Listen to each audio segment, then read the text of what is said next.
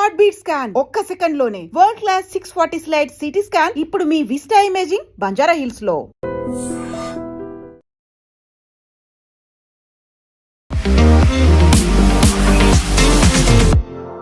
నమస్తే, నేను Kavitha. Welcome to I dream news and నిజాలు. కాక్రోచ్ జనతా పార్టీ ఇప్పటికీ కూడా ధర్నా కొనసాగిస్తూనే ఉంది. ధర్మేంద్ర ప్రధాన్ రాజీనామా చేయాలి అనేటువంటి ప్రధాన డిమాండ్తో కేంద్ర ప్రభుత్వంతో చర్చలకి న్యూట్రల్ ప్లేస్లో జరపడానికి కూడా థర్డ్ ఫేజ్ అనేది జరగబోతున్నాయి. బట్ ఇంకొక వైపు సోనం వాంగ్చుక్ ధర్మేంద్ర ప్రధాన్ రాజీనామాని ప్రస్తావించకుండానే తన దీక్షను విరమించారు 26 రోజుల తర్వాత.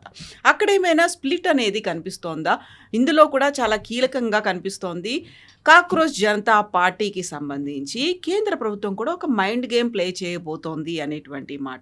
సమూలమైనటువంటి ప్రక్షాళనలను నేషనల్ టెస్టింగ్ ఏజెన్సీలో తీసుకొస్తున్నాము అని చెప్తూనే ధర్మేంద్ర ప్రధాన్ రాజీనామా గురించి కేంద్ర ప్రభుత్వం ఎందుకు మాట్లాడట్లేదు? బోల్డని క్వశ్చన్స్ ఉన్నాయి. మనతో పాటుగా ఉన్నారు సీనియర్ జర్నలిస్ట్ సురేష్ కొచ్చతిల్ గారు. సార్ నమస్తే. సో సోనం వాంగ్చుక్కి దీక్ష విరమింపచేసింది కేంద్ర ప్రభుత్వం. అది మళ్ళీ సీజేపీతో చర్చలు కూడా జరుపుతోంది. అయితే ఇక్కడ చాలా క్లియర్గా కనిపిస్తోంది, ధర్మేంద్ర ప్రధాన్ రాజీనామా గురించి సోనం వాంగ్చుక్ ఏం మాట్లాడలేదు. బట్ సీజేపీ మాత్రం దాన్నే పట్టుదలగా ఉంది. ఇద్దరు రెండు వర్షన్స్ ఎందుకు అలా కనిపిస్తోంది? సోనం వాంగ్చుక్ ఫాస్ట్ ఎండ్ చేసినప్పుడు ఆయన దీనికన్నా ముందు కూడా ఒక లెటర్ రాశారు, గుర్తుంటుంది, హాస్పిటల్ నుంచి, మెదాంతా నుంచి. దాంట్లో కూడా రాజీనామా గురించి ఏం అడగలేదు. ఎందుకంటే ఈవెన్ సుప్రీంకోర్టులో ఈ కేసు ఇప్పుడు నడుస్తుంది. మూడు కేసులు నడుస్తుంది. ఒకటి about the violence, so called violence against police అంటున్నారు. మా మీద దాడి చేశారు. 2,500 మందిని ఐడెంటిఫై చేస్తాం. క్రిమినల్స్, హార్డ్ కోర్ క్రిమినల్స్, వాళ్ళ మీద కేసు ఉన్న వాళ్ళని through facial recognition system recognise చేసాం. వాళ్ళని కూడా డిటైన్ చేస్తున్నాం అని చెప్పేసి. దా కాకుండా చాలా మటుకు అక్కడ జరిగిన వైలెన్స్లో కత్తిలు, తుపాకీ, నిన్న ఒక ఇద్దరిని పట్టుకున్నారు with country made pistols. Anyway అది ఒక లా అండ్ ఆర్డర్ ఇష్యూ, మనం అక్కడ వెళ్ళక్కర్లేదు. బహుశా ఇవాళ రేపు ఇంకా ఎక్కువ వైలెన్స్ ఉంటుంది, ఎందుకంటే వీకెండ్ ఉందని చెప్పేసి.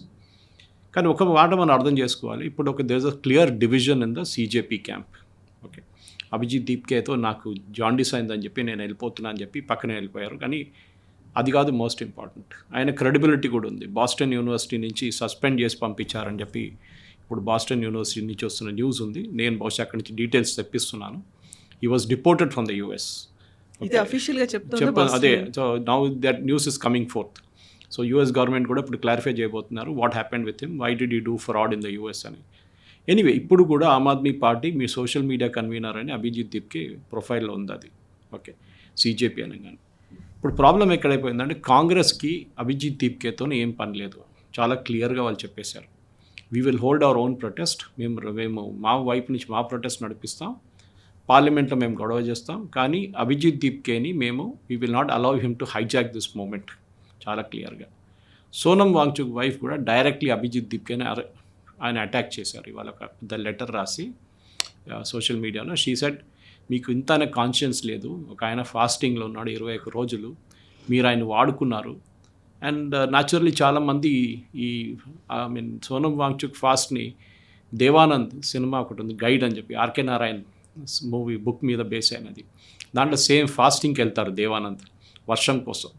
ఇది యాక్చువల్లీ ఏ ఫ్రాడ్. కానీ అక్కడ ఫాస్టింగ్లో కూర్చున్న తర్వాత ఆయన ప్రొఫైల్ మారిపోతుంది యాజ్ ఎ హ్యూమన్ బీయింగ్. ఇది అట్లనే అయిపోయింది. ఇది కూడా మీరందరూ కలిసి ఆయన్ని టార్గెట్ చేస్తున్నారు. అండ్ గైడ్ అని చెప్పలేదు, కానీ it is very obvious that what she was referring to. ఇప్పుడు జరిగింది ఏంటంటే, ఇప్పుడు యూనియన్ గవర్నమెంట్ సుప్రీంకోర్టులో 3 కేసులు డీల్ చేస్తుందని చెప్పింది. ఒకటి వైలెన్స్ గురించి, ఇంకోటి ఈ మార్పులు, ఏం మార్పులు తీసుకొస్తున్నారు పేపర్ లీకేజ్ అయితే, మూడోది నీట్ రిఫార్మ్ గురించి. 3 separate benches are listening to this. ఈ వైలెన్స్ కేసు మండే రోజు చీఫ్ జస్టిస్ చూసుకుంటారు. ఆల్రెడీ ఎగ్జిస్టింగ్ 2 కేసులు నడుస్తున్నాయి. దీంట్లో గవర్నమెంట్ చాలా క్లియర్గా చెప్పారు ఏంటంటే, మేము ఎన్టీఏ నేషనల్ టెస్టింగ్ ఏజెన్సీలో మార్పులు తీసుకొస్తున్నాం. 47 మందిని శాక్ చేశారు ఆల్రెడీ. ఎందుకంటే it's not a government agency, ఇది ఇండిపెండెంట్ ఏజెన్సీ, కానీ గవర్నమెంట్కి ఓవర్ సైడ్ కంట్రోల్ ఉంది దాంట్లో. సో రాధాకృష్ణ కమిటీ ఇచ్చిన రికమెండేషన్స్ కూడా ఏంటంటే, మీరు ఎక్కువ పర్మనెంట్ స్టాఫ్ని అపాయింట్ చేయండి, టెంపరీ స్టాఫ్ని పెట్టుకోకండి, టెంపరీ స్టాఫ్ ఎప్పుడు కాంప్రమైజ్ అవుతారని చెప్పేసి. సో గవర్నమెంట్ ఏమంటున్నారంటే, మేము రాధాకృష్ణ కమిటీ ఇచ్చిన రికమెండేషన్ 1, 2, 3, 4 మేము ఫాలో చేస్తున్నాం, ఆల్రెడీ ఇంప్లిమెంట్ చేస్తున్నామని చెప్పారు. దాంట్లో one main thing which government చెప్తుంది ఏంటంటే, కంప్యూటర్ బేస్డ్ టెస్ట్. సో నిన్న సుప్రీంకోర్టులో జరిగిన హియరింగ్లో చాలా మటుకు టెక్నికల్ క్వశ్చన్స్ అడిగారు బోర్డు.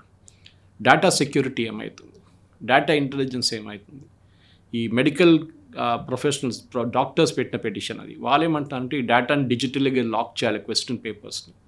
సో దీంట్లో ఇప్పుడు మన పేపర్ బేస్డ్ టెస్ట్ నుంచి సిబిటీకి మూవ్ అవుతున్నప్పుడు చాలా ఇట్లాంటి ప్రశ్నలు వస్తాయి. బట్ దీనికంటే అన్నిటికంటే బెస్ట్ మోడల్ అడాప్ట్ చేయడం joint entrance exam IITs conduct చేస్తుంది. వాళ్ళ దాంట్లో లీకేజ్ లేదు, ఏం లేదు అంటే they have first class data security. So ఇది బెస్ట్ ఏంటంటే ఈ మొత్తం ఐఐటీ దగ్గర నుంచి కన్సల్టెన్సీ తీసుకొని దీన్ని ఇంప్లిమెంట్ చేయొచ్చు, లేకుంటే ఐఐటీకి అప్పగించవచ్చు దంటే థింగ్ ఏదైనా ఒక ఐఐటీకి. ఇది ప్రొఫెసర్ కామకోటి లాంటి వాళ్ళు ఎవరైనా ఐఐటీ మెడ్రాస్ నుంచి they can take it up. సుప్రీంకోర్టులో అదే నడుస్తుంది. సో బహుశా ఇదే ఎండింగ్. సుప్రీంకోర్టులో చాలా క్లియర్గా గవర్నమెంట్ కౌంటర్ అఫిడవిట్ కూడా ఫైల్ చేస్తున్నారు ఇప్పుడు దీని గురించి. మన నెగోసియేషన్స్లో ఎప్పుడు, and I'm very big fan of negotiations, ఎందుకంటే నేను ఎయిర్ క్రాఫ్ట్ నెగోసియేషన్స్ గురించి పుస్తకాలు చాలా చదివాను. ఇప్పుడు ఎక్కువ హైజాకింగ్స్ లేవు, కానీ ముందు 70s and 80sలో సెక్యూరిటీ అంత టైట్ లేనప్పుడు చాలా ఎయిర్ క్రాఫ్ట్ హైజాకింగ్స్ జరుగుతుండే. We know one was Entebbe, operation Entebbe చేశారు ఇస్రాయేల్ వాళ్ళు, Pan Am aircraft, I think it's Air France aircraft which was hijack to Entebbe, Uganda, Palestinian terrorist. అది కాకుండా మన దేశంలోని 3-4 హైజాకింగ్స్ జరిగింది. అందులో ప్రామినెంట్గా Kandahar, IC-814 was one thing. So ఇట్లాంటి చాలా మటుకు. అది కాకుండా ఉత్తరప్రదేశ్లో ఇందిరాగాంధీ గారిని అరెస్ట్ చేసినప్పుడు ఉత్తరప్రదేశ్ నుంచి ఇద్దరు just before election petition disqualify చేసినప్పుడు ఉత్తరప్రదేశ్ నుంచి 2-3 హైజాక్ చేశారు ఒక Indian airlines air craft. Of course వాళ్ళు ఢిల్లీలో వచ్చి సరెండర్ అయిపోయారు. వాళ్ళని ఉత్తరప్రదేశ్ కాంగ్రెస్ కమిటీలో చేర్చుకొని ఒకరికి ఎమ్మెల్యే టికెట్ కూడా ఇచ్చారు కాంగ్రెస్ వాళ్ళు. ఆలోచించండి. సో ఈ హైజాకింగ్స్లో ఎప్పుడైనా నెగోషియేట్ చేస్తున్నప్పుడు ఒక గేమ్ థియరీ అనే ఒక కాన్సెప్ట్ ఉంది. అంటే నెక్స్ట్ సైడ్ ఏం చేయబోతున్నారని యూ స్టార్ట్ థింకింగ్. ఓకే, వాళ్ళ దగ్గర 5 మంది హైజాకర్స్ ఉన్నారు, తుపాకీ ఉంది, బాంబులు ఉన్నాయి. So how do you deal with that అనమాట. What it believes other side can do. So government ఆలోచిస్తున్న సిజేపీ వాళ్ళు ఏం చేస్తారు. సో చెక్ పెట్టాలి అనేది నెగోసియేషన్స్ అదే ఉంటుంది. సో వాళ్ళు పెట్టిన 5 డిమాండ్లు, యూ విల్ సే 2 డిమాండ్లు మేము అంగీకరిస్తున్నాం. వాళ్ళు అంటారు కాదు 4 డిమాండ్లు మీరు అంగీకరిస్తారు. సారీ, వీల్ అరైవ్ ఎట్ 2.5 అంటే అక్కడ ఒక half part also they will negotiate. మరి కూరగాయల కోసం మనం బార్గెన్ చేస్తున్నట్లు. So that is how negotiations అడ్డాను. ఇప్పుడు గవర్నమెంట్ 2 కమిటీని పెట్టారు, మీకు తెలిసిందే. వేరే ఆయన ప్రైమ్ మినిస్టర్ ఆఫీస్ నుంచి బీరేంద్ర సింగ్ అండ్ ఇక్కడ జితేంద్ర సింగ్ అండ్ నడ్డా గారు ఉన్నారు. వీళ్ళని కంట్రోల్ చేసేది అమిత్ షా. అమిత్ షా ఇంటి నుంచి బ్రీఫింగ్ తీసుకొని వీళ్ళు మీటింగ్కి వెళ్తున్నారు, తిరిగి అమిత్ షా ఇంటికి వస్తున్నారు. So Amit Shah is now controlling the entire negotiations. దాంట్లో చాలా క్లియర్గా వాంగ్చుక్ని ఫస్ట్ సీన్ నుంచి తీసేశారు. వాంగ్చుక్కి కావాల్సింది ఏంటంటే లదాఖ్లో there are 6 hill council setup చేశాం, ఇండిపెండెంట్ కౌన్సిల్ సెటప్ చేశారు అక్కడ రీసెంట్లీ గవర్నమెంట్ ఆఫ్ ఇండియా. అంటే ఒక్కదానికి it almost like a independent government లాగా. వాళ్ళకి ఫండ్స్ ఉంటుంది, ట్యాక్సెస్ రేస్ చేయొచ్చు, వాళ్ళ ఖర్చులు వాళ్ళు చూసుకోవచ్చు. He wants one of the 6. అది ఎప్పటి నుంచో డిమాండ్ చేస్తున్నారు, కానీ అక్కడ ఉన్న వాళ్ళు వాంగ్చుక్ని సీరియస్గా తీసుకోరు. లదాఖ్లో మీకు గుర్తుంటుంది, వైలెన్స్ జరిగిన తర్వాత 6 మంది చనిపోయిన తర్వాత after that he has not gone back to Ladakh. Okay, అక్కడ చాలామంది కోపం ఉంది అక్కడ ఉన్న పేరెంట్స్కి, వాళ్ళ పిల్లలు చనిపోయారని చెప్పేసి. లదాఖ్ వెళ్ళాలంటే ఆయనకు ఒక ఫేస్ సేవింగ్ సొల్యూషన్ ఇది. నేను ఈ మార్పులు తీసుకొస్తున్నాను, ఫండ్స్ తీసుకొస్తున్నాను సెంట్రల్ గవర్నమెంట్, నాకు ఇంత ఇన్ఫ్లుయెన్స్ ఉంది సెంట్రల్ గవర్నమెంట్. కానీ slowly he has moved out. ఎందుకంటే ఒకటి FCRA బిల్ అన్నిటికంటే పెద్ద ఇప్పుడు రాబోతుంది. ఇన్ఫ్యాక్ట్ పార్లమెంట్లో నిన్న ఇంట్రడ్యూస్ చేశారు బిల్. దీంట్లో ఫారిన్ ఫండ్స్ గురించి అమెండ్మెంట్ యాక్ట్. దీనిలో పెద్ద ఇంపాక్ట్ రాబోతుంది షబానా ఆజ్మీ, సోనం వాంగ్చుక్ లాంటి వాళ్ళకి. బికాజ్ చాలా టైట్ అయిపోతుంది FCRA ఇప్పుడు. సో దాన్ని వచ్చి ఆయన భయపడ్డారు, ఎందుకంటే his funds are stuck. Almost 76 కోట్లు సోనం వాంగ్చుక్స్ ఫండ్స్ స్టక్ అయిపోయింది FCRAలో.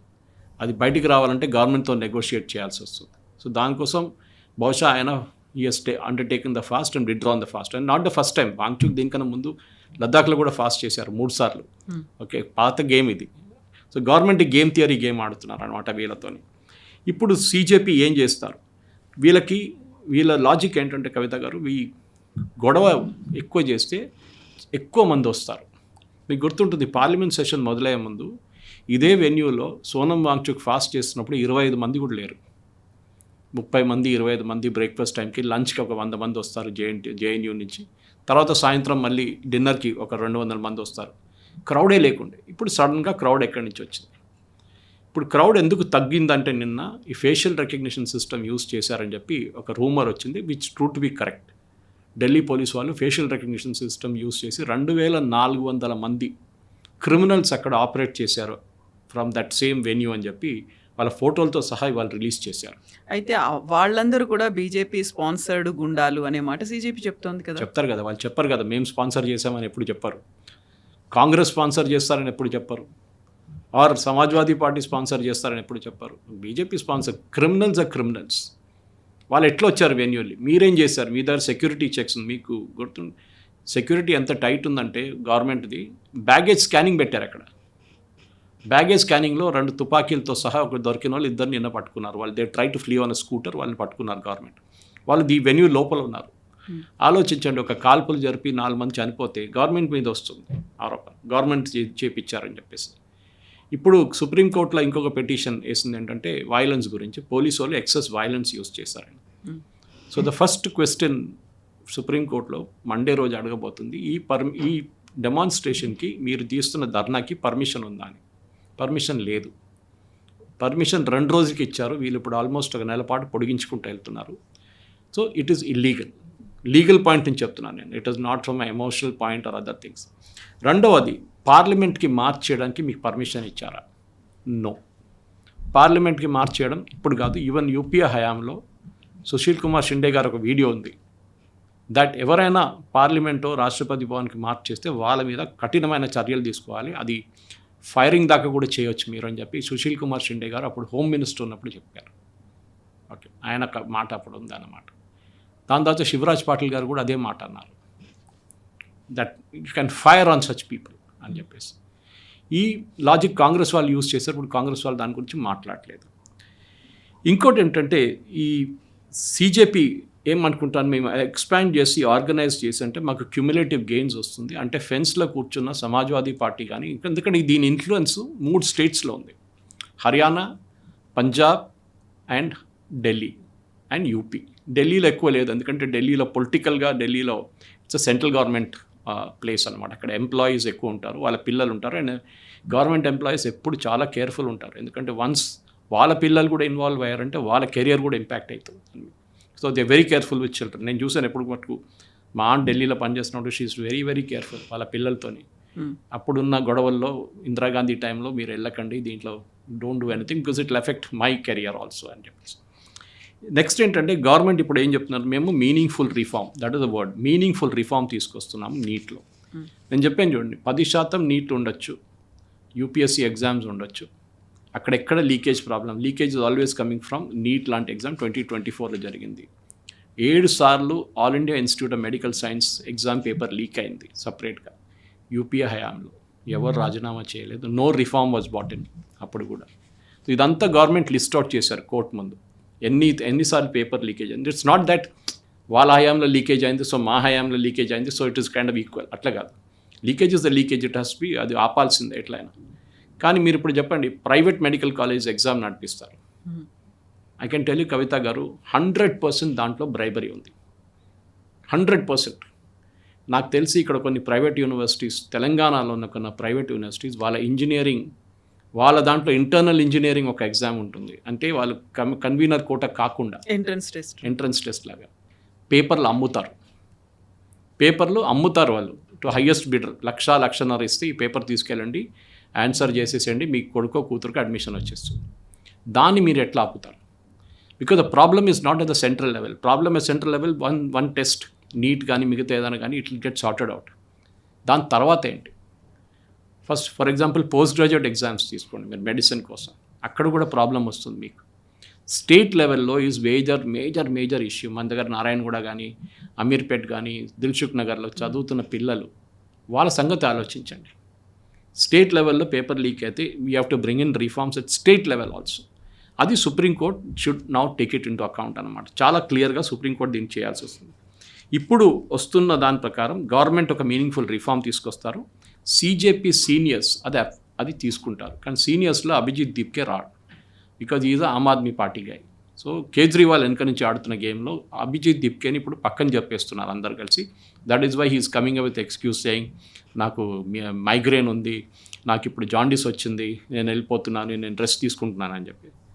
ఇప్పుడు ధర్మేంద్ర ప్రధాన్ రాజీనామా గురించి డిమాండ్ వీళ్ళది ఉంది, అది చాలా క్లియర్గా గవర్నమెంట్ ఆలోచిస్తున్నాయి. ఇప్పుడు impending Bittu has resigned yesterday because ఆయన రాజ్యసభ పోయింది, Kurian has also resigned. So 2 ministership vacant ఉంది ఇప్పుడు మినిస్టర్ ఆఫ్ స్టేట్ లెవెల్లో. ద గవర్నమెంట్ బహుశా ఈ పార్లమెంట్ సెషన్ అయిన తర్వాత there will be cabinet reshuffle. అది ఎక్స్పెక్టెడ్ ఉంది, ఎందుకంటే 2.5 years of Modi government third టర్మ్లో అయిపోయింది. సో ఒక రిఫార్మ్ తీసుకొస్తారు. రూమర్స్ వర్ దేర్ దట్ ఈ ఎడ్యుకేషన్ మినిస్ట్రీని రీవ్యామ్ చేయడానికి నిర్మలా సీతారామన్ గారిని తీసుకొద్దామని చెప్పేసి, because she's more of an educationist. Technically speaking ఆమెకు స్కూల్ కూడా ఉండే హైదరాబాద్లో ముందు. కానీ ఐ డౌట్, ఎందుకంటే ఫైనాన్స్లో ఎప్పుడు ఒక స్టేబుల్ హ్యాండ్ ఉండాలి అక్కడ. శక్తికాంత దాస్ని తీసుకొస్తా అన్నారు, RBI farmer RBI governor. That's all rumours, మనం ఏం చెప్పలేం. కానీ డెఫినెట్గా ఒక స్ట్రాంగ్ మ్యాన్ ఉండాలి. కానీ దీంట్లో చాలా మటుకు it is not just the education ministry. ఈ రోల్ చాలా డిపార్ట్మెంట్ స్పాన్ చేస్తుంది. ఫర్ ఎగ్జాంపుల్, మీరు స్టీల్ అథారిటీ ఆఫ్ ఇండియా వాళ్ళ ఒక ఎంట్రన్స్ ఎగ్జామ్ ఉందనుకోండి, ఎవరు కంట్రోల్ చేస్తారు? ఆర్మీది ఎన్డీఏ వాళ్ళ ఎగ్జామ్స్ ఉంటుంది వాళ్ళది, ఎవరు కంట్రోల్ చేస్తారు? అది it is not education ministry technically speaking. So అక్కడ మీకు చాలా మటుకు మార్పులు ఇండివిజువల్ డిపార్ట్మెంట్స్లో తీసుకురావాల్సి వస్తుంది అన్నమాట. ఈ లీకేజ్ అనేది ఎవరిని ఎఫెక్ట్ అవుతుంది? చదువుకొని చాలా హార్డ్ వర్క్ చేసిన స్టూడెంట్స్ని దీని ఇంపాక్ట్ ఉంటుంది. ఆల్సో ర్యాన్స్లో ప్రాబ్లం ఉంది. 21 లక్షల మంది విద్యార్థులు 1,23,000 సీట్ల కోసం పోటీ చేస్తున్నారు నీట్లో. ఆలోచించండి. అప్పుడు స్ట్రైక్ రేట్ ఆలోచించండి. అది కూడా నేను దీనికన్నా ముందు కూడా మనం మాట్లాడాం దీని గురించి. లాస్ట్ 12 సంవత్సరాల్లో 63,000 సీట్లు ఉన్న మెడిసిన్ సీట్లు ఇప్పుడు 1,32,000 దాకా తీసుకొచ్చారు. ఓకే, 23 నుంచి 32 ఉంది. ఎందుకంటే some colleges will get there permission this year, academic year. So ఇది అంటే మీరు కాంపిటీషన్ ఎంత పెంచింది. సీట్లు మీరు రేపు తీసుకెళ్ళి అభిజిత్ దీప్కే చెప్పాడు మొన్న, ఎవరు ఎంట్రన్స్ రాస్తారో వాళ్ళందరికీ అడ్మిషన్ ఇవ్వాలంట. ఆలోచించండి, 21 లక్షల మంది ఎంట్రన్స్ రాస్తే 20 లక్షలు సీట్లు ఉండాలంట. This no way in hell 20 లక్షల సీట్లు మనకి మెడిసిన్లో రాదు ఎప్పుడు. దానికోసం ఐఐటి లాగా ఉంటుంది. ఎందుకంటే number of seats are limited. ఎగ్జామ్లో 16 లక్షల మంది రాస్తారు. అక్కడ వాళ్ళకున్న సీట్లు డబుల్ అయింది ఈ ఇయర్ కూడా, వాళ్ళ సీట్లు వాళ్ళకు ఉంటుంది. సేమ్ విత్ ఐఐఎం క్యాట్ ఎగ్జామ్లో. సో ఇప్పుడు సీట్లు అండ్ ఎంట్రన్స్లో రాసిన పిల్లలు మ్యాచ్ కారు. దానికోసం కట్ ఆఫ్ లెవెల్ ఉంటుంది. ఆ కట్ ఆఫ్ లెవెల్ నుంచి పైన వాళ్ళకి తీసుకుంటారు.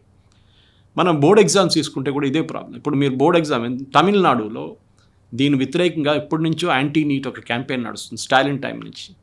తమిళనాడులో ఉన్న 95% మెడికల్ కాలేజెస్ పొలిటీషియన్స్ నడిపిస్తారు. ఓకే, ఒక ట్రస్ట్ పేరు మీద ఉంటుంది, కానీ ఉన్నది పొలిటీషియన్స్ పేరు మీద, పొలిటీషియన్స్ ప్రాపర్టీ యాక్చువల్లీ. వాళ్ళు దీనికి నీట్ వచ్చే ముందు వాళ్ళు స్టేట్ లెవెల్లో సీట్లు అమ్ముకుంటేవాళ్ళు. ప్రతి సీట్కి 50 లక్షల నుంచి ఆ టైంలో టు 1 crore ఉండే. ఇప్పుడు అదే సీట్ మీరు అమ్మాలంటే మీరు 10 కోట్లకు అమ్ముకోవచ్చు ఒక ప్రైవేట్ సీట్. దాంతోపాటు ఇంకొక స్కామ్ ఉండే సుప్రీంకోర్టు ఇప్పుడు దీన్ని ఆపేశారు. టాప్ ర్యాంకర్స్ ఏం చేస్తారంటే they will book the seats and then they will move. ఆ సీట్ తర్వాత సరెండర్ చేస్తారు, ఆ సీట్ని అమ్ముకుంటారు వీళ్ళు ప్రైవేట్ కాలేజ్ వాళ్ళు. అది ఇప్పుడు ఆపేశారు supreme court. Sir you can only select once, you cannot select move between selections అని చెప్పి చాలా క్లియర్ ప్రొసీజర్ ఒక నెల ముందు సుప్రీంకోర్టు జడ్జ్మెంట్లో ఒకటి వచ్చింది. సో మెడిసిన్లో ఉన్న అన్నిటికంటే పెద్ద problem is number of seats are limited. ఇప్పుడు మన దగ్గర 823 మెడికల్ కాలేజెస్ ఉన్నాయి. మోదీ గవర్నమెంట్ వచ్చినప్పుడు 320 కాలేజెస్ ఉన్నాయి. So it's more than double colleges అయిపోయింది. అఫ్కోర్స్ ప్రైవేట్ సెక్టర్లో ఎక్కువ కాలేజెస్ ఉన్నాయి, కానీ గవర్నమెంట్ అప్పుడు కూడా కొన్ని ఎయిమ్స్ని అప్గ్రేడ్ చేశారు. మన బీబీ నగర్లో ఉన్న టీచింగ్ హాస్పిటల్ లెవెల్కి తీసుకొచ్చారు. స్టేట్ గవర్నమెంట్ కూడా తాళమట్టుకు వాళ్ళ దగ్గర ఉన్న హాస్పిటల్స్ని టీచింగ్ హాస్పిటల్స్ చేశారు. కానీ దెర్ ఇస్ అ లిమిట్. మన దగ్గర ఇప్పుడు Ayush, Siddha, Unani, homeopathy and allopathy కలుపుకుంటే there is 1 doctor for 1000 patients. International లెవెల్లో WHO స్టాండర్డ్ అది. ఒక డెవలప్డ్ ఒక మంచి మెడికల్ సిస్టమ్ ఉండాలంటే there should be 1 doctor for 1000 people. In states Tamil Nadu and Kerala లాంటి స్టేట్స్లో ఒక్క డాక్టర్ ఫర్ 425 people ఉన్నారు. They are even more advanced. కానీ ప్రాబ్లం ఎక్కడ వస్తుందంటే ఈ డాక్టర్ శాలరీస్ చాలా తక్కువ. దానికోసం ఇప్పుడు ఒక రెసిస్టెన్స్ వస్తుంది అక్కడి నుంచి కూడా. నర్సింగ్ స్ట్రైక్ నడుస్తుంది కేరళలో. వాళ్ళంటాం మాకు మినిమం 40,000 రూపాయలు కావాలని. డాక్టర్కే 30,000 రూపాయలు ఇస్తున్నాయి, ఎంబీబీఎస్ డాక్టర్కి మీకు 40,000 ఎట్లా ఇస్తారు? అక్కడ ప్రాబ్లం వస్తుంది అనమాట. మన దగ్గర జిహెచ్ఎంసీ లాగా, జిహెచ్ఎంసీలో స్వీపర్స్కి 65,000 రూపాయల జీతం ఉంది అవుట్సోర్స్ స్వీపర్స్కి. ఐటీ డిపార్ట్మెంట్ జిహెచ్ఎంసీలో పనిచేసే డేటా ఎంట్రీ వాళ్ళకంతా 35,000 శాలరీ. అప్పుడు ఆలోచించండి. So this entire medical scene ఎందుకు క్రియేట్ అవుతుందంటే ఒక కోచింగ్ మాఫియాతో మొదలవుతుంది. ఇప్పుడు మీరు నిన్న న్యూస్ చూసుంటారు, లాతూర్ నుంచి ఒక పేపర్ లీక్ అయింది. ఇది లాతూర్లో పెద్ద ఒక కోచింగ్ మాఫియా ఉంది, లైక్ కోటా లాగానే. అక్కడ ఈ ఇయర్ అడ్మిషన్స్ ఘనంగా పడిపోయాయి. టీచర్స్ ఎలిజిబిలిటీ టెస్ట్కి సంబంధించి కూడా మహారాష్ట్రలో జరిగింది, ఈవెన్ పంజాబ్లో కూడా జరిగింది మనం. సో ఆలోచించాం ఇప్పుడు ఏం చేస్తారు మోదీ గవర్నమెంట్, ఏం చేయొచ్చు? Just because BJP is ruling in Maharashtra or Aam Aadmi Party పంజాబ్లో ఉందని చెప్పేసి కర్ణాటకలో లీక్ అయింది. పోయినసారి. కర్ణాటక లీక్ ఎవరు చేస్తారు, ఎవరు చూసుకుంటారు దాన్ని? సో ఈ ప్రాబ్లం ఎక్కడ వస్తుందంటే ఈ problem is at the state level. ఇప్పుడు దాన్ని రెక్టిఫై చేయాల్సి వస్తుంది. స్టేట్ లెవెల్లో చాలా మటుకు లోకల్ ఎగ్జామ్స్లోని ప్రాబ్లమ్స్ అంతా వస్తుంది. ఇప్పుడున్న దాంట్లో ధర్మేంద్ర ప్రధాన్ రాజీనామా చేయడం లేదో it's not a question at all. అది పక్కన వెళ్ళిపోయింది ఆ ఇష్యూ అంతా. ఇప్పుడు కూడా CJP వాళ్ళు ఎందుకు పెట్టుకుంటారు, దట్ ఈస్ అరవింద్ కేజ్రీవాల్ది ఫస్ట్ డిమాండ్ అది ఉండే, ధర్మేంద్ర ప్రధాన్ రాజీనామా చేయాలి. దాని తర్వాత ఇప్పుడు అభిజిత్ దీప్కి ఏమంటున్నారు, మోదీ రాజీనామా చేయాలి. Yesterday already change this demand, అంటే ఇట్స్ అ పొలిటికల్ డిమాండ్, అందరికి తెలిసిపోయింది అనమాట. ఇప్పుడు గవర్నమెంట్ ఏం చేస్తారంటే స్లోలీ వీరిని వేర్అవుట్ చేస్తారు. Okay, negotiate second round, third round, fourth round, fifth round అని చెప్పి ఎక్స్టెండ్ చేసుకుంటూ పోతారు. 14th రోజు పార్లమెంట్ సెషన్ ప్రోరోగ్ అయిన తర్వాత ఒక్కరు కూడా మీకు అక్కడ కనిపించారు. ఎవరు అందరూ వాళ్ళ పని మీద వెళ్ళిపోతారు. సార్, మనం నీట్లో రీఫార్మ్స్ లేకుంటే నేషనల్ టెస్టింగ్ ఏజెన్సీలో మార్పులు అని అనుకున్నప్పుడు నేషనల్ టెస్టింగ్ ఏజెన్సీకి సంబంధించి 39 మంది అవసరం ఉంటే కేవలం 24 రిక్రూట్మెంట్లే అయ్యాయి. మిగతా వాళ్ళది ఇప్పటిదాకా జరగలేదు. అందులో అవకతవకలు ఉన్నాయి. మొత్తం ఓవరాల్గా ఒక 49 మంది రెస్పాన్సిబుల్ అనుకుంటే వాళ్ళందరినీ అరెస్ట్ చేశాము అండ్ వాళ్ళని ఉద్యోగాల్లోంచి కూడా తొలగించాము. ఇది సరిపోతుంది అంటారా? అప్పుడు అక్కడే ఉద్యోగాలు అనేవి అవసరం ఉన్నాయి. ఎట్ ద సేమ్ టైం మన నిర్మలా సీతారామన్ గురించి మీరు చెప్పినప్పుడు తను ఒక మాట అంది, పేపర్ లీక్ వల్ల స్టూడెంట్స్కి ప్రిపరేషన్ కోసం అడ్వాంటేజ్ కూడా దక్కింది కదా అనేది. ఫస్ట్ 47 మందిని పంపించేశారు గవర్నమెంట్. దాంట్లో అందరు కరప్ట్ కాదు, చాలామంది కాంట్రాక్ట్లో ఉన్నారు. వాళ్ళ కాంట్రాక్ట్ అయిపోయింది. దేవర్ ఆన్ ఎక్స్టెండెడ్ పాయింట్. ఎందుకంటే ఎగ్జామ్ అయిన తర్వాత నెక్స్ట్ ఇయర్ రిక్రూట్మెంట్కి మళ్ళీ వీళ్ళని ఎక్స్టెండ్ చేస్తారు. యూజువల్లీ అదే ఉంటుంది మన దగ్గర. మీరు GHMC కానీ చాలా మటుకు స్టేట్ గవర్నమెంట్స్ డిపార్ట్మెంట్లో, రెవెన్యూ డిపార్ట్మెంట్లో అవుట్సోర్స్ స్టాఫ్ ఉంటారు. వాళ్ళని ఎక్స్టెండ్ చేసుకుంటూ పోతారు. ఈ problem with extension is corruption మొదలవుతుంది అక్కడ. మీరు ఎప్పుడు ఈసారి పెట్టుకున్న వాళ్ళని నెక్స్ట్ టైం పెట్టుకుంటే ప్రాబ్లం వస్తుంది. వాళ్ళు పెట్టుకోకపోతే ఇంకో ప్రాబ్లం ఉంది, ఎక్స్పీరియన్స్ వాళ్ళు దొరకరు. Again you to train this fellows again, procedure ఎట్లా ఉంటుందని చెప్పేసి అదొక పెద్ద డైకాటమీ మన దగ్గర. అది ఎట్లా సాల్వ్ చేయాలని నా దగ్గర సొల్యూషన్ లేదు. కానీ ఐ థింక్ ఒక mix of experienced and fresh hands తీసుకోవాలి. నెక్స్ట్ టైం ఎక్స్పీరియన్స్ వాళ్ళు తీసుకొని ఈ ఫ్రెష్ హ్యాండ్స్ ఎక్స్పీరియన్స్డ్ అయిపోతారు, కొత్త వాళ్ళని తీసుకోవాలి. పోలీస్ స్టేషన్ చూడండి, ఒక పోలీస్ స్టేషన్లో ఒక ఇన్స్పెక్టర్ కానీ కానిస్టేబుల్ 3 సంవత్సరాల కానీ ఎక్కువ ఉంచుకోరు. ఎందుకంటే they will develop a vested interest. ఆ ఏరియాలో లంచం తీసుకోవడం కానీ ఏమైనా కానీ ఒక టెండెన్సీ ఉంటుంది. ఆ టెండెన్సీని కట్ డౌన్ చేయడానికి అక్కడి నుంచి వాళ్ళు ట్రాఫిక్ పంపించేస్తారు, లేకుంటే స్పెషల్ బ్రాంచ్ పంపిస్తారు. అక్కడ 3 సంవత్సరాల తర్వాత మళ్ళీ ట్రాన్స్ఫర్ చేస్తారు, మిగతా అక్కడ ఇంటెలిజెన్స్ పంపిస్తారు. So this is to ensure that ఒక వెస్టెడ్ ఇంట్రెస్ట్ రాకూడదు. నిర్మలా సీతారామన్ గారు చెప్పిన దాంట్లో ఒక లాజిక్ ఉంది. ఇన్ఫాక్ట్ మొన్న ఒక NDTV డిబేట్లో ఒక అబ్బాయి మీకు గుర్తుండి చెప్పారు, Tyagi. I remember him saying one is reservation గురించి చెప్పారు. That is a debatable subject. కానీ రెండోది ఒక మాట అన్నారు, 2 ఎగ్జామ్లు ఎందుకు లేవు, which is a good thought. In fact నిన్నటి నుంచి ఆ డిస్కషన్ నడుస్తుంది సుప్రీంకోర్టులో కూడా, that why just 1 exam should decide your life. అది చాలా ఇంపార్టెంట్ పాయింట్. ఎందుకంటే ఇప్పుడు CBSE కూడా అదే డిసైడ్ చేశారు. ఎందుకు ఒకటే exam should be a part of your life. మీరు మొత్తం కెరియర్, మీరు 12 నెలలు చదివిందంతా ఒక ఎగ్జామ్లో మీకు ఆ 3 గంటల సేపులో your career is decided. No, it is not correct. So CBSE ఇప్పుడు ఆప్షన్స్ ఇచ్చారు, 2 సార్లు ఎగ్జామ్ రాయొచ్చు మీరు, and you can take the best of the 2 ranks. ఇప్పుడు నీట్లో కూడా అట్లా చేయవచ్చా అని అడిగితే ఇట్స్ బిగ్ డిబేటబుల్ సబ్జెక్ట్. నాకు ఈసారి మంచి ర్యాంక్ వచ్చింది, నెక్స్ట్ టైం నా ర్యాంక్ పోయింది, కానీ ఈ ర్యాంక్ తీసుకోవాలన్నా ఆ ర్యాంక్ తీసుకోవాలన్నా actually I take the higher rank. కానీ ఎంతమంది హయ్యర్ ర్యాంక్ నుంచి జనరేట్ చేస్తారో, ఎట్లా క్యాల్కులేట్ చేస్తారో, there should be a scientific methodology. కానీ నేను కూడా I'm all in agreement for that. Give 2 chances. ఇంకోటి ఏంటంటే ఆ అబ్బాయి చెప్పిన ఇంకో మాట కూడా ఉండే, దట్ సైన్స్ సబ్జెక్ట్స్ మీద ఎప్పుడు డిపెండెన్సీ ఉంటుంది. ఫర్ ఎగ్జాంపుల్ మీరు ఈవెన్ NDA ఎగ్జామ్కి వెళ్తున్నప్పుడు ఒక అమ్మాయి కామర్స్ తీసుకున్నారనుకోండి, వాళ్ళ సెకండ్ టర్మ్లో 12th 11th 12th CBSEలో ఆప్షన్స్ ఉంది అట్లాంటివి. అట్లా తీసుకున్నప్పుడు వాళ్ళు they cannot write proper NDA exam రాలేకపోతారు వాళ్ళు. For that matter any mathematics ఉన్న ఏ పేపర్ అయినా కానీ అది ప్రాబ్లం వస్తుంది. సో మీరు ఆప్షన్స్ ఇవ్వాలి. సైన్స్లో కూడా 6 పేపర్లు ఉంటే బయాలజీ, కెమిస్ట్రీ, మ్యాథ్స్, ఫిజిక్స్ అట్లాంటి చాలా మటుకు సబ్జెక్ట్స్ తీసుకెళ్తే 3 పికప్ చేసుకోండి దాని నుంచి, which ever is suits you fine. ఎగ్జామ్స్లో చాలా రిఫార్మ్స్ రావాల్సింది మన దేశంలో. ప్రాబ్లం ఏంటంటే మనం ఎప్పుడు అమెరికాతో కంపేర్ చేస్తాం. మనకి rote learning is a methodology. ఎంట్రన్స్లో కూడా అంతే కదా, చదువుకుంటారు. ఈ కోచింగ్ మాఫియా గురించి చెప్పాం మనం అప్పుడు, లాతూర్లోను కోచింగ్ మాఫియా, కోటాలో. ఈ నీట్ బిల్లో అదొక కొత్త ప్రొవిజన్ తీసుకొచ్చారు. కోచింగ్ సెంటర్స్ని కూడా, స్టేట్లో ఉన్న coaching centres will be under NEET లా.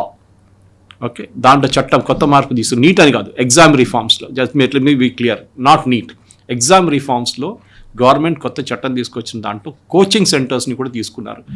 దీంతో ఇప్పుడు మనం చూడాల్సింది, ఎందుకంటే కోచింగ్ సెంటర్స్ మీద పెద్ద ప్రెషర్ ఉంటుంది కవిత గారు. పేరెంట్స్ వచ్చి ఒక 5 లక్షలు పెట్టేసి మా కూతురికి లేకుంటే కొడుకుకి మీరు 10 లక్షలు పెట్టి మాకు అడ్మిషన్ ఇప్పియండి అన్నారు. ఐ రిమెంబర్ వన్స్ పుల్లేల గోపీచంద్ దగ్గర ఇది ఎట్లాంటి ఒక ఇన్సిడెంట్ జరిగిందంట. ఎవరో అకాడమీలో పేరెంట్స్ ఎవరో అస్సాం నుంచి ఎవరో వచ్చి 25 lakhs పుల్లేల గోపీచంద్ ముందు పెట్టి, I think that was amount, I don't remember, but one of my cousins who saw it told me this, పెట్టేసి మా కూతుర్ని make her the next PV Sindhu అని చెప్పారంట. గోపీచంద్ టోల్డ్ ఇట్స్ ఎంత డబ్బులు పెట్టినా కానీ పివి సింధు లాగానే తయారైంది. She worked hard for where she is. అది సింధు కానీ సైనా నెహ్వాల్ కానీ ఎవరైనా ఇట్ టేక్స్ 100 మంది వస్తే దాంట్లో 2-3 ఆ లెవెల్కి వెళ్తారు. మీరు డబ్బులు పెట్టారని చెప్పేసి I cannot make her the next PV champion కాదు. Same thing here also. మీకు తెలిసి ఉంటుంది, ఈ మన దగ్గర ఉన్న, నేను వాళ్ళ పేర్లు తీసుకొని కానీ మన దగ్గర ఉన్న ఈ so called coaching colleges, slave schools అంటారు కొంతమంది, వాళ్ళు ఏం చేస్తారంటే వాళ్ళ ఫస్ట్ ఎంట్రన్స్ ఎగ్జామ్లో they will do an entrance exam అందరు జాయిన్ అయిన స్టూడెంట్స్కి. దాంట్లో they will detect the top 100 to 200 rankers. వాళ్ళు సపరేట్ క్యాంపస్లో పెడతారు, విచ్ ఇస్ నాట్ కరెక్ట్. ఎందుకంటే ఆ ఎగ్జామ్లో పాపం ఆ రోజు టెన్షన్లో ఆ అబ్బాయి అమ్మాయో కొంచెం అక్కడిక్కడ వెళ్ళి ఉంటారు. మీరు అదే సో కాల్డ్ స్లేవ్ స్కూల్స్లో మీరు 2-3 డివిజన్స్ పెడుతున్నారు. ఎందుకంటే మీకు టాప్ ర్యాంకర్స్ కావాలా రేపు ఫుల్ పేజ్ యాడ్లు పెట్టడానికి. That is what government needs to do. And I think బహుశా మోదీ గవర్నమెంట్ చేయబోతుంది అది. ఈ పేపర్లో పెట్టే ఫుల్ పేజ్ యాడ్లు తీసేసేయాలి ఫస్ట్. పిల్లల మీద చాలా పెద్ద ఒక నెగటివ్ కాన్సెప్ట్ వచ్చేస్తుంది. అడ్మిషన్ రాని పిల్లలు ఆ ఫోటో చూసి వాళ్ళ మైండ్లో వాళ్ళ సంగతి ఆలోచించండి, వాళ్ళ పేరెంట్స్ వాళ్ళ మీద చేస్తున్న అక్యూజేషన్ ఆలోచించి చూడరా వాళ్ళ ఫోటో వచ్చింది, చాలా పెద్ద సార్. అది ముందు ఆపాలి. This coaching mafia. కానీ కోచింగ్ ఎందుకు కవిత గారు? పిల్లల్ని మీరు ట్యూషన్కి ఎందుకు పంపిస్తారు? చిన్నప్పటి నుంచి చూస్తారు, 2వ క్లాస్ 3వ క్లాస్ నుంచి పేరెంట్స్ ట్యూషన్కి వెళ్ళిపో సాయంత్రం అయిపోయింది. ఎందుకంటే they don't want to take the trouble of పిల్లలతో కూర్చొని చదివించడం అంతా వాళ్ళకి లేదు. వాళ్ళ రెగ్యులర్ రొటీన్లో ఉన్నారు, డబ్బులు సంపాదించాలి, husband and wife both are working. ట్యూషన్కి వెళ్ళిపో అంతే. సాయంత్రం స్కూల్ నుంచి వచ్చి డ్రెస్ అంతా మార్చుకొని just freshen up and go to school, ఏదైనా తినేసి ట్యూషన్కి వెళ్ళిపో. వాళ్ళు హోంవర్క్ కూడా చేపిస్తారు ఇప్పుడు. దాంతో ఏమవుతుందంటే స్కూల్లో చేయని ఆ గ్యాప్ ఉంది చూడండి, అది ట్యూషన్ సెంటర్స్ ఫిలప్ చేస్తున్నారు.